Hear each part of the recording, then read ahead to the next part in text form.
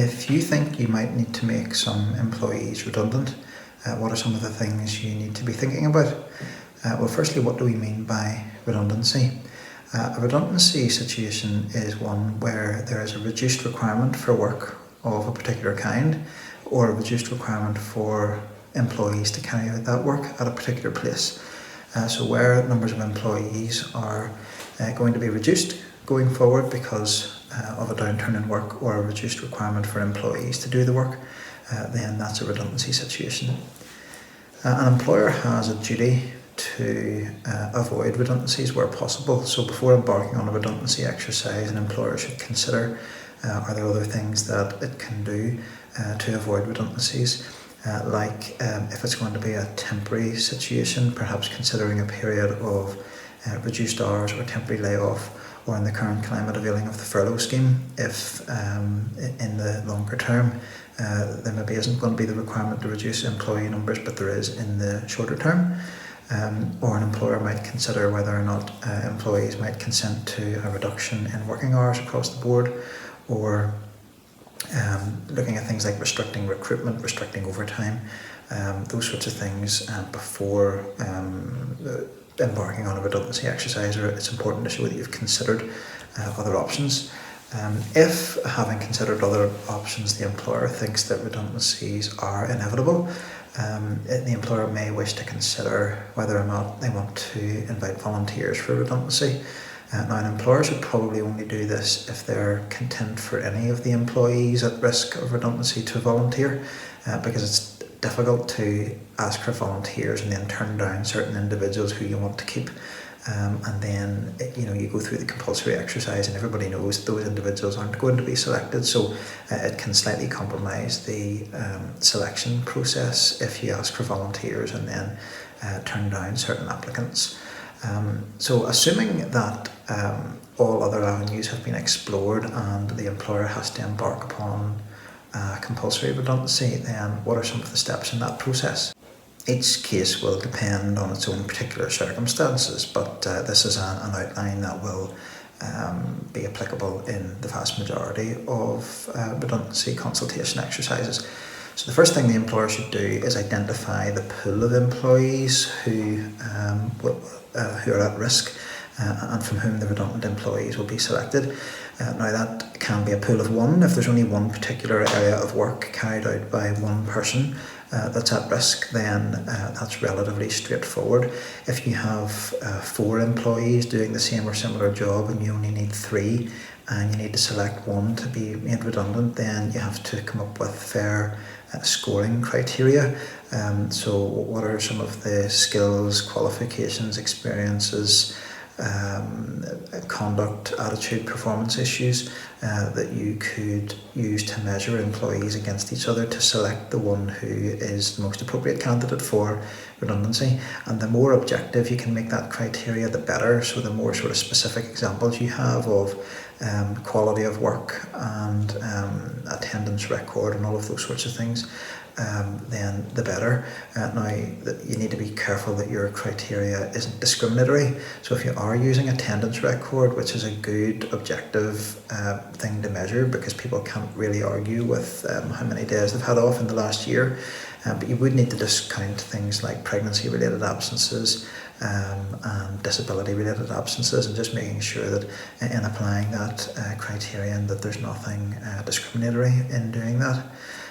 So having identified the pool of employees at risk and then the criteria that you propose to use for selection, you should write to that pool of candidates and inform them of the situation and that you're embarking on a redundancy consultation exercise, and you propose, if appropriate, to carry out scoring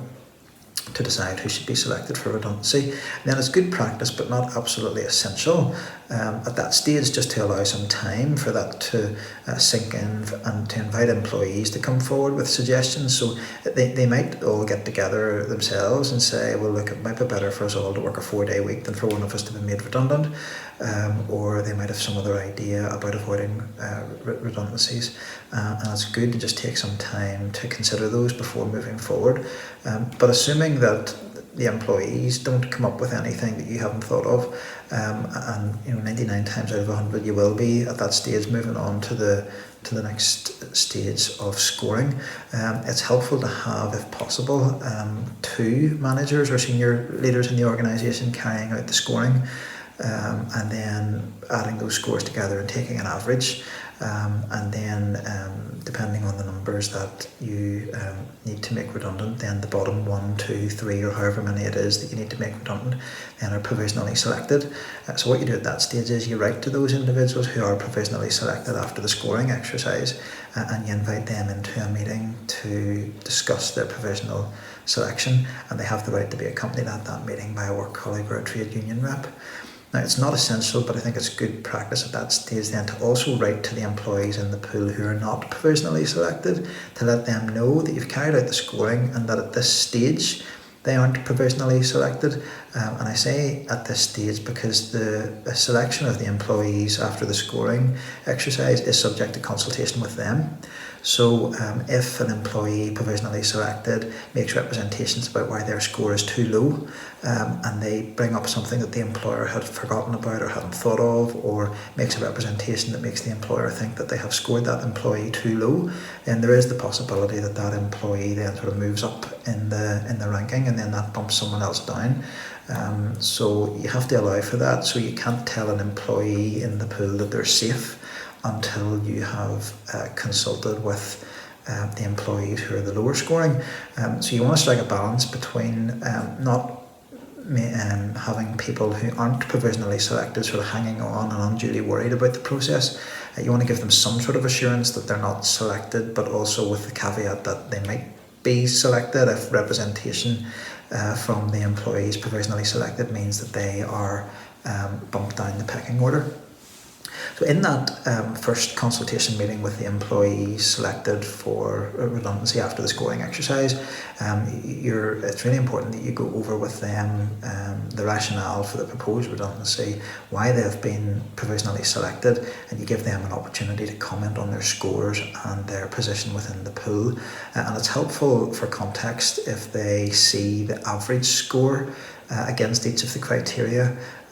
so that they know how far below the average that they've scored, so they can make representations more meaningfully. You shouldn't give them copies of other employees' scores or tell them what other employees have scored, but you can tell them their position in the pool and how they scored in each different criterion against the average, and that can be helpful for them to allow them to make meaningful representations. So after you've met with them and taken on board the representations, you're usually at that stage taking some time to consider what they have to say, either holding firm on your position that their scores are fair and they are provisionally selected, or you're having a rethink and trying to decide whether or not any changes need to be made. So after that first meeting and a little bit of thinking time, you then invite them back into a second meeting. Now, the second meeting isn't absolutely essential. If at the first meeting the employee has come in, say it's a pool of 1 and there's no scoring, and the employee accepts that there is no ongoing work in that role and there are no alternative job opportunities within the organisation, and that they accept that, regretfully, that you're right and their position is redundant, well then there's little point sort of having a second meeting to discuss all of that again. So if all of that can be wrapped up in one meeting, that's fine, but more often than not a second meeting will be required to show that you've consulted on things like their position in the pool, if there's been a selection process, alternatives to redundancy, redeployment opportunities within the organisation. Discuss all of that with them, go away, think about it, come back and then confirm the decision. That's what you'll do in most cases. And if that's the position in most cases, then invite them back into a second meeting, again giving them the right to be accompanied at that meeting by a work colleague or trade union rep, and at that second meeting then just sort of confirm what's been discussed in the process to date, and unless they've come up with any new representations at the second meeting that you think you need to go away and consider, then at that point then you're in a position to tell them with regret that they're selected for redundancy. You'll follow that up with them in writing, and offer them a right of appeal. And if they appeal, then it's good practice, if possible, and if the process allows, if the if the size of the organisation allows, it's good practice to have kept someone in reserve who's more senior than the person making the initial decision, so that they can appeal to the more senior person. So if there's a general manager in an organisation, they should maybe do the redundancy consultation and make the decision, and then the appeal maybe can be to a managing director, or if there's a senior manager in a charity, they can do the consultation and the selection, and then appeal to the chief executive or to members of the trustee board. So it's important at the outset to think about who's going to do this process and who's going to hear the appeal. Now, an appeal in a very small organisation, in a small owner-managed company where there's nobody else but the owner, the appeal can then be heard by the owner again. But where possible, it's good to have